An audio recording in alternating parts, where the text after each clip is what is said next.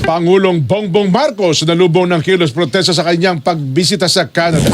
Hindi lang mga Pilipino kundi maging mga dayuhan din ay kasama sa kilos protesta.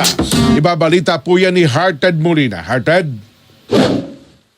Sinalubong ng kilos protesta si Pangulong Ferdinand Marcos Jr. sa kanyang pagbisita sa Canada. Makikita sa video ang mga demonstrador na may dalang mga placard na may mga katagang Marcos Layas bilang pagpapahayag ng kanilang pagtutol sa administrasyon. Hindi lamang sa Canada nagkaroon ng mga kilos protesta, sa iba't ibang bahagi rin ng Pilipinas nagsagawa ng mga pagtitipon ang ilang mga grupo na nanawagan laban sa administrasyon. Makikita sa kanilang mga placard ang mga mensaheng Save the Philippines, BBM palayasin at bawiin ang mandato kay BBM. Kapansin-pansin na hindi lamang mga Pilipino ang nakikisa sa protesta sa Canada. Maging ilang dayuhan na nakilahok sa demonstrasyon ay nagbitbit din ng mga placard at nagpahayag ng panawagang paalisin si Pangulong Marcos habang isinasagawa ang kanyang pagbisita sa naturang bansa.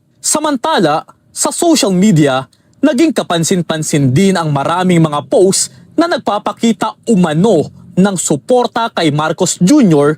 Subalit imbes na positibong reaksyon, mas marami ang hahareak sa mga naturang post na nagpapakita na tila katawa-tawa ang mga ginagawa ng presidente. Harted Molina para sa 100% Balita.